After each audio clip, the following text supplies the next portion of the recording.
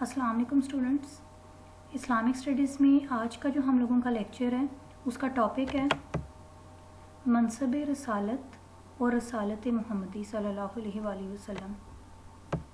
جو ہمارا آج کا پہلا ٹاپک ہے وہ منصب رسالت ہے، یعنی رسولوں کے مقام کے بارے میں، ان کے مرتبے کے بارے میں ہے۔ اس وقت آپ لوگ اپنی اسکرینز پہ دیکھ سکتے ہیں کہ منصب رسالت میں کچھ بہت امپورٹنٹ چیزیں جو ہیں میں نے ہائی لائٹ کی ہیں یہاں پر، کہ جو نبیوں کا مقام ہے وہ پچھلے ادوار میں لوگ بلکہ اب تک کنفیوز کرتے رہے ہیں، ٹھیک ہے۔ ہر ایک کی اپنی رائے ہے نبیوں کے مقام کے بارے میں، ان کے رتبے کے بارے میں۔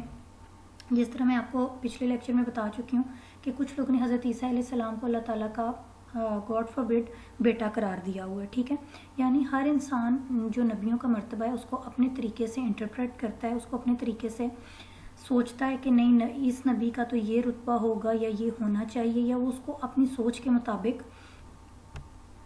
ایزیوم کر لیتا ہے کہ نبی کا رتبہ یہ ہے، ٹھیک ہے۔ کچھ لوگ نبیوں کو فرشتوں کے ساتھ تشبیہ دیتے ہیں یا ان کو فرشتہ ہی قرار دے دیتے ہیں، کچھ لوگ ان کو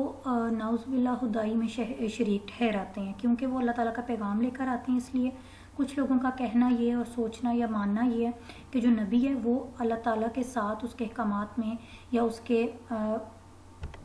کاموں میں شریک ہے، حالانکہ ایسا کچھ بھی نہیں ہے، اور اس کی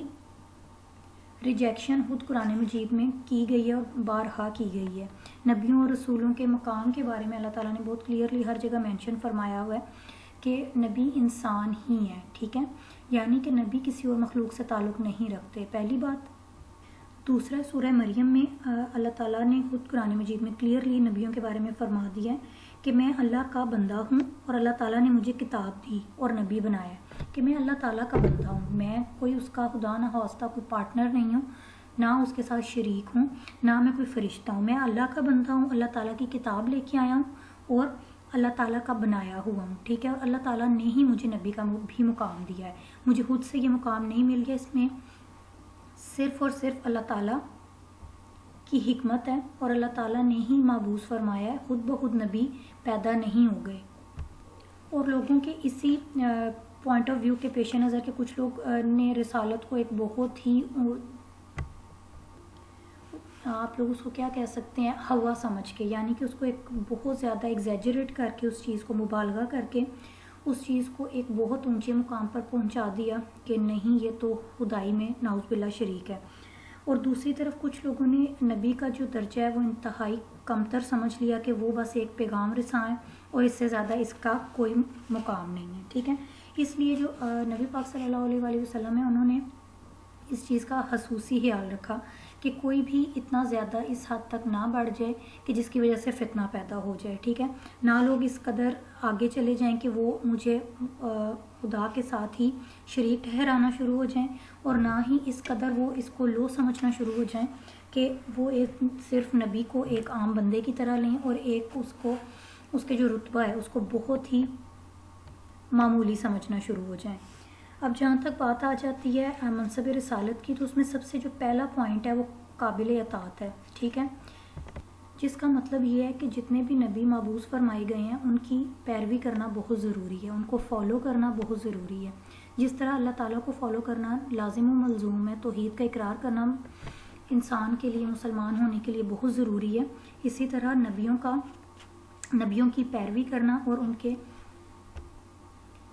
لائے ہوئے پیغامات کو اللہ تعالیٰ کے پیغامات سمجھ کر دل سے ماننا بہت ضروری ہے۔ صرف زبان سے اقرار ضروری نہیں ہے، زبان کے ساتھ ساتھ دل کی رضا بھی بہت ضروری ہے، ٹھیک ہے۔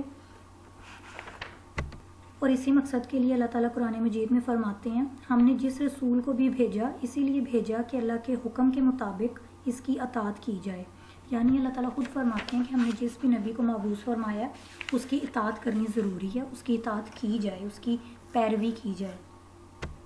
اور نبی کے جو مقام اور رتبے پہ جس کو بھی شک و شبہ ہے اس کی اس آیت سے بات کلیئر ہو جانی چاہیے۔ سورہ نساء کی آیت نمبر 80 میں اللہ تعالیٰ فرماتے ہیں جس نے رسول کی اطاعت کی اس نے دراصل خدا کی اطاعت کی، یعنی نبیوں کا رتبہ اتنا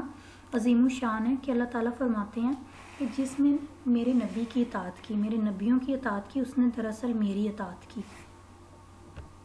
تو اس آیت سے کلیئر ہوتا ہے انسان کو کہ نبیوں کی اطاعت کرنا دل سے، زبان سے، ہر طرح سے کتنا ضروری ہے، اور ان کے فیصلوں کو جو ہے ان کے فیصلوں پر سر تسلیم ہم کرنا کتنا ضروری ہے، کیونکہ وہ جو بھی احکام سناتے ہیں وہ اپنی طرف سے کوئی احکامات نہیں سناتے، وہ اللہ تعالیٰ کے احکامات ہوتے ہیں. اس لیے ان لوگوں کی بات بھی ماننا اتنا ضروری ہے کیونکہ وہ اللہ تعالیٰ کی بات آپ تک پہنچا رہے ہیں. اور اس بات کو اگر آپ مانتے ہیں جو نبی آپ تک پہنچاتا ہے تو اس کا مطلب یہ ہے کہ آپ اللہ تعالیٰ کی احکامات کو مان رہے ہیں، اللہ تعالیٰ کے احکامات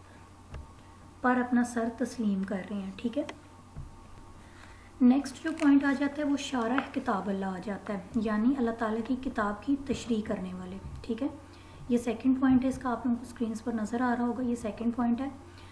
شارح کتاب اللہ کا مطلب آ جاتا ہے اللہ تعالیٰ کی کتاب کی تشریح کرنے والے ہیں. ٹھیک ہے. اللہ تعالیٰ ان کو جو بھی کتاب عطا فرماتے ہیں، ٹھیک ہے، آج تک آپ لوگوں کو پتہ ہے کہ 4 کتابیں، آسمانی کتابیں اللہ تعالیٰ کی طرف سے نازل ہوئیں 4 نبیوں کو.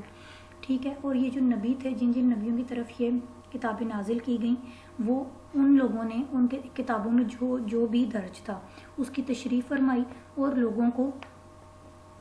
کتاب میں جو کچھ لکھا تھا ایز اٹ از آ کر اس کی تشریح کی اور اس کو سمجھایا کہ اللہ تعالیٰ کے ان احکامات کا بیسکلی کیا مطلب ہے. اور اس میں جو سب سے زیادہ منظم کتاب ہے اور جس کو اللہ تعالیٰ نے اسلام کی کتاب کے طور پر پسند فرمایا تھا یا چوز کر لیا تھا کہ یہی اب رہتی دنیا تک مسلمان اسی کتاب کو فالو کریں گے، جو اس احکامات اس میں بیان کیے گئے ہیں اسی کو فالو کریں گے، وہ قرآن مجید ہے. اور قرآن مجید نبی پاک صلی اللہ علیہ وآلہ وسلم پر نازل کی گئی تھی. اللہ تعالیٰ نے خود فرمایا قرآن مجید میں، اور ہم نے یہ ذکر، یہاں پہ قرآن مجید کی جو کتاب ہے اس کو ذکر کہا گیا. ہم نے یہ ذکر یعنی قرآن تمہاری طرف اس لیے نازل کیا ہے تاکہ لوگوں کے لیے تم اس ہدایت کو واضح کر دو جو ان کی طرف اتاری گئی ہے، یعنی کہ تم جو اللہ تعالیٰ کے احکامات ہیں لوگوں کو اس کی تشریح کر کے بتاؤ. قرآن مجید میں جتنے بھی احکامات دیے گئے ہیں وہ لوگوں پر واضح کر دو، یعنی کلیئر کر دو، لوگوں کو سمجھا دو. یہ اللہ تعالیٰ نبی کو کہہ رہے ہیں. ٹھیک ہے. یعنی نبی کو اللہ تعالیٰ حکم دے رہے ہیں کہ میری کتاب کی تشریح کرو، لوگوں کو سمجھاؤ میرے احکامات کا مطلب کیا ہے. اس کے بعد جو تھرڈ پوائنٹ آ جاتا ہے وہ معلم و مربی ہے، یعنی کہ مسلمانوں کی تعلیم و تربیت کرنے والے. ٹھیک ہے. جو نبی ہیں وہ اللہ تعالیٰ کے پیغامات ان مسلمانوں تک پہنچا رہے ہیں، جس کا مطلب ہے کہ وہ انسانوں کو صحیح راستہ دکھا رہے ہیں، سیدھی راہ دکھا رہے ہیں، ان کو دنیا و آخرت کی فلاح پانے کے طریقے سمجھا رہے ہیں. یعنی وہ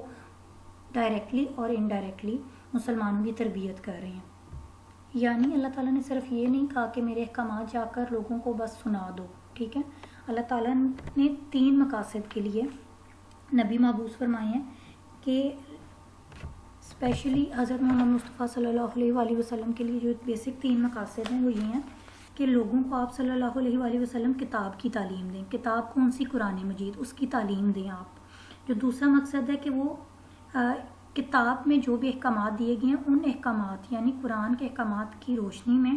لوگوں کو کام کرنے کی تلقین کریں. ٹھیک ہے. ان لوگوں کو قرآن کے اصولوں کے مطابق اپنے تمام معاملات حل کرنے کی تلقین کریں. اس کے بعد جو تیسرا مقصد آ جاتا ہے کہ وہ خود بھی ان چیزوں کو پریکٹس کریں اپنی انڈیویجول زندگی میں بھی اور اپنی اجتماعی زندگی میں بھی. ٹھیک ہے. یعنی انفرادی و اجتماعی دونوں زندگیوں میں جو نبی ہے وہ ان کاموں کو، ان احکامات کو امپلیمنٹ کر کے دکھائے جو قرآن کی جتنی بھی تعلیمات ہیں ان کو پورٹرے کرتی ہوں. ٹھیک ہے. نبی قرآن کے اصولوں کے مطابق جن چیزوں سے قرآن میں منع فرمایا گیا نبی وہ کام نہ کرے، جن چیزوں کو کرنے کا حکم دیا گیا نبی وہ کر کے دکھائے لوگوں کو، تاکہ لوگوں میں بھی شوق پیدا ہو کہ جب ہمارا نبی یہ کر رہا ہے تو ہم کیوں نہیں کر سکتے. اس کے بعد جو 4تھ پوائنٹ آ جاتا ہے وہ پیشوا اور نمونہ تقلید. ٹھیک ہے. اس کا کیا مطلب ہے کہ گائیڈنس. پیشوا کا مطلب ہوتا ہے گائیڈ کرنے والا. ٹھیک ہے. رہنمائی کرنے والا. تو لوگوں کی رہنمائی کرنے کے لیے اور لوگوں کو اطاعت پر مجبور کرنے کے لیے یعنی پیروی پر فالو کرنے کے لیے اللہ تعالیٰ نے نبی کو مبعوث فرمایا ہے. ٹھیک ہے. یعنی کہ نبی لوگوں تک اللہ تعالیٰ کی تعلیمات پہنچائیں اور ان کو گمراہ ہونے سے بچائیں، انہیں بھٹکنے سے بچائیں. سورہ احزاب میں اللہ تعالیٰ فرماتے ہیں تمہارے لیے اللہ کے رسول میں بہترین نمونہ تقلید موجود ہے ہر اس شخص کے لیے جو اللہ اور یوم آخر کی امید رکھتا ہے. یعنی اللہ تعالیٰ خود فرما رہے ہیں کہ اللہ تعالیٰ کی ذات میں اور رسول کی ذات میں بہترین نمونہ تقلید موجود ہے. یعنی نبی کی جو زندگی ہے جو اسوہ حسنہ ہے ٹھیک ہے، وہ ایک بہترین نمونہ ہے فالو کرنے کے لیے، تم لوگوں کے لیے ایک بہت بہتر اگزامپل سیٹ ہوئی ہوئی ہے۔ اللہ تعالیٰ کی ذات، اللہ تعالیٰ کے احکامات اور جو نبی کی زندگی ہے وہ تمہارے لیے ایک ماسٹر پیس ہے، وہ تمہارے لیے ایک آئیڈیل زندگی ہے جس کو اگر تم فالو کرتے ہو تو تم دنیا میں بھی فلاح پاتے ہو اور آخرت کی بھی زندگی تمہاری سنور جاتی ہے۔ اور اسی طرح اپنے آخری خطبے میں یعنی خطبہ حجۃ الوداع میں نبی پاک صلی اللہ علیہ وآلہ وسلم نے بھی یہی فرمایا تھا، میں تم میں 2 چیزیں چھوڑے جا رہا ہوں، یعنی اللہ کی کتاب اور اپنی سنت، یعنی اپنی اسوہ حسنہ چھوڑ کے جا رہا ہوں، اپنی زندگی کا نمونہ تم لوگوں کے پاس چھوڑ کر جا رہا ہوں کہ تم لوگ ان 2 چیزوں کو فالو کرو گے تو تم ایک کامیاب انسان بن جاؤ گے۔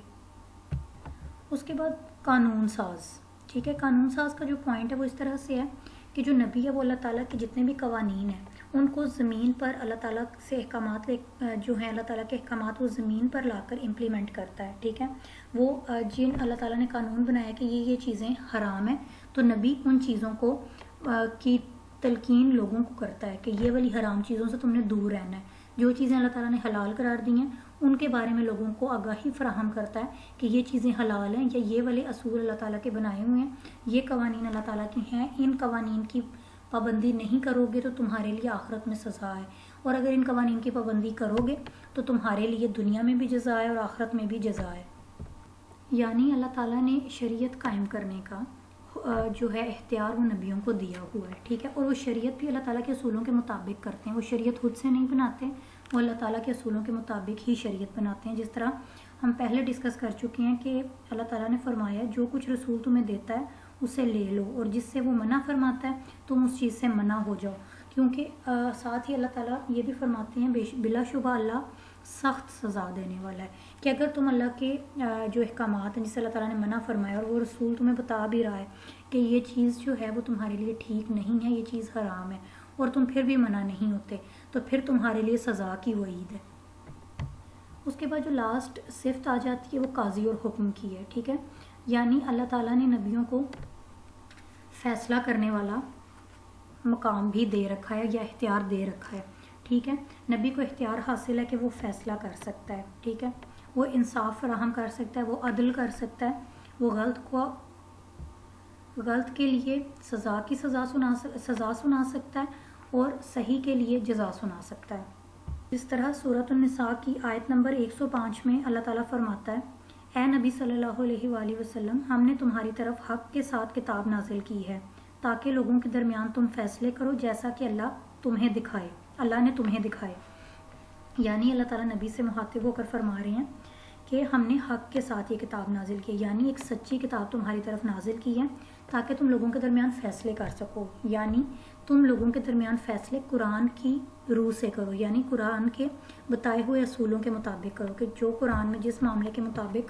جس معاملے سے ریلیٹڈ تمہیں حکم دیا گیا تم اس معاملے کو قرآن کے مطابق حل کرو اور لوگوں کے درمیان قرآن کے مطابق ہی فیصلہ کرو۔ اور مومن ہونے کی نشانی قرار دی گئی ہے کہ جب بھی ان کو رسول یا نبی کوئی بات بتاتا ہے تو وہ اس کو دل سے بھی مانتے ہیں اور زبان سے بھی مانتے ہیں، وہ صرف یہ زبان سے وہ منافقت نہیں کرتے، وہ صرف زبان سے اس وقت یہ نہیں کہہ دیتے تھے کہ اچھا ہم نے مان لیا اور بعد میں کہتے تھے کہ ہم نے نہیں مانا، ایسے لوگوں کو ہی منافق قرار دیا تھا اللہ تعالیٰ نے۔ جو لوگ دل سے اور زبان دونوں سے اس چیز کا اقرار کرتے ہیں اور نبی کے تمام فیصلوں پر سر تسلیم ہم کرتے ہیں اور اس بات پہ کوئی شک و شبہ نہیں رکھتے، ان کو اس بات کا یقین ہوتا ہے کہ اللہ کے احکامات ہیں جو نبی نے ہم تک پہنچائے ہیں، تو صرف وہی لوگ مومنین کہلاتے ہیں۔ اس کے بعد جو آج کا ہمارا دوسرا ٹاپک ہے وہ رسالت محمدی اور نبوت محمدی کا عقلی ثبوت ہے، ٹھیک ہے۔ پچھلا جو ہم لوگوں کا لیکچر تھا انبیاء کی ضرورت، اس سے ایک چیز تو آپ لوگوں کو کلیئر ہو گئی کہ اللہ تعالیٰ نے نبیوں کو کیوں مبعوث فرمایا تھا، ٹھیک ہے، اور جو نبیوں کا سلسلہ تھا وہ کیوں قائم کیا گیا تھا، ٹھیک ہے۔ اللہ تعالیٰ نے جو پہلا انسان پیدا فرمایا تھا یعنی کہ حضرت آدم علیہ السلام، انہی کو نبی بنا کر بھیجا تھا، جس سے یہ بات کلیئر ہو جاتی ہے کہ اللہ تعالیٰ نے انسانیت کا جو آغاز ہے وہ بدی سے نہیں ہوا، ٹھیک ہے۔ اللہ تعالیٰ نے انسانیت کا آغاز ہی نبی سے کیا تھا، یعنی اچھائی سے کیا ہے، نیکی سے کیا ہے اور روشنی سے کیا ہے۔ انسان کو اللہ تعالیٰ نے کوئی بھٹکی ہوئی چیز بنا کر نہیں پیدا کیا تھا، جب آغاز ہی ایک نبی سے ہو رہا ہے۔ اور پھر یہ سلسلہ برقرار رہتا ہے، ٹھیک ہے۔ اللہ تعالیٰ ہر قوم کے لیے مختلف نبی بنا کر بھیجتا، نبی مبعوث فرماتا ہے تاکہ ان کی رہنمائی کی جا سکے۔ اب سوال ایک اور ارائز ہوتا ہے ڈفرینٹ اسکول آف تھاٹس میں کہ عرب کا تب خطہ تھا پورا، ٹھیک ہے، صرف وہیں پر نبی پاک صلی اللہ علیہ وآلہ وسلم کو کیوں مبعوث فرمایا گیا اور وہاں پر پھر دین مکمل کیوں کیا گیا؟ اس طرح کے بہت سے سوالات جو ہیں وہ یہاں پہ اٹھتے ہیں، ٹھیک ہے۔ اگر ہم جغرافیکلی دیکھیں تو جو عرب کا خطہ تھا وہ بہت ہی آئیڈیل خطہ تھا۔ وہ آئیڈیل کس طرح سے تھا کہ یہ والا خطہ افریقہ اور ایشیا ان دونوں کانٹیننٹس کے مڈ میں واقع تھا، ٹھیک ہے، اور اس کے بعد یہاں سے یورپ بھی بہت قریب تھا، اور یہ تین بڑے کانٹیننٹس ایشیا کا، افریقہ کا اور اس کے بعد یورپ کا، یہ تین بڑے کانٹیننٹس عرب سے بہت قریب تھے۔ اس کی وجہ سے عرب کو چوز کیا گیا۔ اللہ تعالیٰ کی اس میں بھی حکمت تھی کہ اس عرب کی سرزمین پر اسلام پھیلے گا تو یہاں سے بہت جلد دوسرے بر اعظموں میں بھی پھیل جائے گا۔ اس کے علاوہ جو عربی لوگ تھے وہ ابھی کسی کلچر سے انسپائر نہیں ہوئے تھے۔ جتنی بھی دنیا کی باقی قومیں تھیں وہ کسی نہ کسی کلچر کی ستائی ہوئی تھیں، انہوں نے اگر ایک کلچر ہے تو اس نے کسی دوسرے کلچر کی چیزیں اپنا لی ہوئی تھیں یا اپنی پاورز دکھا کے باقی ساری قومیں تھک چکی ہوئی تھیں، لیکن جو عربی تھے وہ ابھی اس طرح کے کسی بھی قسم کے سرکمسٹانسز سے، اس طرح کے کسی بھی قسم کے حالات سے نہیں گزرے ہوئے تھے، اس لیے عربیوں کو ہی چوز کیا گیا۔ ایک تو وہ لوگ بریو بہت تھے، یعنی بہادر بہت تھے، اس کے علاوہ وہ لوگ نڈر قوم تھی، ٹھیک ہے، عربی بالکل بھی بزدل قوم نہیں تھی۔ اس کے بعد ایک اور جو ان لوگوں کی اچھائی تھی وہ یہ تھی کہ وہ بہت سمپل لوگ تھے، بہت سادہ زندگی بسر کرتے تھے، اور ان میں ابھی کسی قسم کی عیاشی نہیں تھی۔ عیاشی ان سینس عیاشی بہت سی چیزوں میں آ جاتی ہے کہ مطلب ان کا جو لائف سٹائل تھا وہ لگزوریس نہیں تھا، ٹھیک ہے۔ نو ڈاؤٹ ان میں بہت سی برائیاں تھیں، یعنی بیٹیوں کو زندہ گاڑ دینا، جو خانہ کعبہ جیسی جگہ تھی وہاں پہ بہت سی برائیاں ہوتی تھیں، اور بھی اس کے علاوہ بھی ان میں بہت زیادہ برائیاں تھیں۔ ان میں کوئی ماں بیٹی بہن کی کوئی تمیز نہیں تھی، جس کو جب چاہتے تھے اپنا غلام بنا لیتے تھے، ظلموں سے تم اٹھاتے تھے۔ اس کے علاوہ جان لینا جان دینا ان کے لیے کوئی بات نہیں تھی، وہ اس کو ایک کھیل سمجھتے تھے، ٹھیک ہے۔ لیکن ایسا اس لیے تھا، وہ اس طرح کی برائیوں میں کیوں پڑے ہوئے تھے؟ کیونکہ 2500 سال سے ان کی طرف کوئی پیغمبر نہیں آیا تھا، کوئی رسول نہیں آیا تھا جو ان کی رہنمائی کر سکتا، ان کو صحیح راستہ دکھا سکتا، اور یہی وجہ تھی جس کی وجہ سے وہ اوپر سے جو سب سے بڑا ان کا پرابلم تھا وہ سارا ڈیزرٹ کا علاقہ ہے، یعنی وہ ایک ریگستانی علاقہ ہے، ریتلا علاقہ ہے، اور جس کے نہ وہ کسی ٹیکنالوجی سے آشنا تھے، نہ کسی پڑھائی لکھائی سے ان کا کوئی واسطہ تھا، اور جب ان کو گائیڈنس ہی نہیں ہے، ان کی کوئی ہدایت کرنے والا ہی نہیں ہے، تو کس طرح سے اور کہاں سے کون سا ایسا سورس ہے جس کو وہ یوز کر کے تو صحیح راستے پر گامزن ہو سکتے۔ اس کے لیے حضرت محمد مصطفیٰ صلی اللہ علیہ وآلہ وسلم کو اللہ تعالیٰ نے عربیوں کی طرف نبی بنا کر بھیجا، اور پھر حضرت محمد صلی اللہ علیہ وآلہ وسلم کو آخری نبی کے طور پر چن لیا اور ان پر دین مکمل کر دیا، قرآن مجید نازل فرمایا تاکہ رہنمائی کا جو ایک مکمل اور منظم ذریعہ ہے وہ ان لوگوں تک پہنچ جائے اور ان لوگوں سے پوری دنیا میں پھیل جائے اور یہاں پر دین مکمل ہو جائے۔ اس کے بعد عربی کی جو زبان ہے وہ اتنی میٹھی زبان ہے کہ جب آپ لوگوں نے نوٹ کیا ہوگا کہ جب آپ کسی تلاوت کو سنتے ہیں یا تلاوت کرتے ہیں، جب قرآن مجید کی عربی میں تلاوت کرتے ہیں تو آٹومیٹکلی انسان کا جو ذہن ہے، انسان کا جو دل ہے وہ سکون فیل کرنا شروع ہو جاتا ہے، انسان ریلیکس ہو جاتا ہے، اور یہ جو اثر ہے یہ عربی زبان میں ہی ہے۔ اس کے علاوہ آپ ڈفرینٹ زبانیں دیکھ لیں، انگلش دیکھ لیں، اردو دیکھ لیں، فرینچ دیکھ لیں، اسپینش دیکھ لیں، ان میں اتنا اثر نہیں ہے۔ آپ قرآن مجید کے ڈفرینٹ ٹرانسلیشن سن لیں، اتنا سکون نہیں ملتا جتنا آپ کو عربک ورژن میں سکون ملتا ہے، ٹھیک ہے۔ آپ سورہ رحمان لگا کر جب سنتے ہیں، آپ تھوڑی دیر کے لیے 10 منٹ نکالیں اپنی زندگی میں سے، ایک دن میں 10 منٹ نکال کے آپ ہینڈ فری لگا کر یا ویسے جس طرح بھی ٹی وی پہ جس طرح آپ لوگوں کا دل کرے آپ سورہ رحمان کی ایک بار تلاوت سنتے ہیں، آپ لوگوں کے دل کو اتنا سکون ملتا ہے اور آپ بالکل فریش ہو جاتے ہیں۔ اس کے علاوہ ناٹ اونلی سورہ رحمان، آپ کوئی بھی قرآن مجید کی کوئی ورڈ سنتے ہیں، کوئی تلاوت سنتے ہیں تو آپ کے دل کو آٹومیٹکلی ایک سکون محسوس ہونا شروع ہو جاتا ہے۔ تو اس لیے اس چیز سے یہ بات ثابت ہوتی ہے کہ اللہ تعالیٰ نے عربی زبان میں کتنا اثر رکھا ہے، ٹھیک ہے۔ اور دوسری بات یہ کہ نبی پاک صلی اللہ علیہ وآلہ وسلم کو رسالت محمدی کو اللہ تعالیٰ نے اتنی امپورٹنس کس لیے دی تھی؟ کیونکہ اللہ تعالیٰ نے نبی پاک صلی اللہ علیہ وآلہ وسلم پر دین مکمل کرنا تھا اور اس کے بعد کسی رسول کی ضرورت محسوس نہ ہو، اس لیے اللہ تعالیٰ نے زندگی کے ہر پہلو سے متعلق قرآن مجید ایک جامعہ کتاب ہے، ٹھیک ہے، جس میں زندگی کے ہر پہلو سے متعلق آپ لوگوں کے مسائل کا حل موجود ہے۔ تو اللہ تعالیٰ نے آپ صلی اللہ علیہ وآلہ وسلم پر نبوت کا خاتمہ کر دیا۔ ختم نبوت آپ صلی اللہ علیہ وآلہ وسلم پر ہوتی ہے۔ قرآن مجید آپ کی آخری کتاب ہے اور آپ کے بعد اب کوئی نبی نہیں آئے گا، اس چیز میں کوئی شک اور کوئی گنجائش، کوئی شبہ نہیں ہونا چاہیے۔ آج کا لیکچر میں ہم لوگوں نے جو 2 ٹاپکس پڑھے ہیں، منصب رسالت اور رسالت محمدی، ٹھیک ہے، اس میں ہم لوگوں نے بہت سی چیزیں ڈسکس کی ہیں جس سے ہمیں ایک چیز کلیئر ہو جاتی ہے کہ نبیوں کا مقام کیا ہے اور رسول صلی اللہ علیہ وآلہ وسلم اللہ کے آخری رسول اور نبی کس طرح سے ہیں۔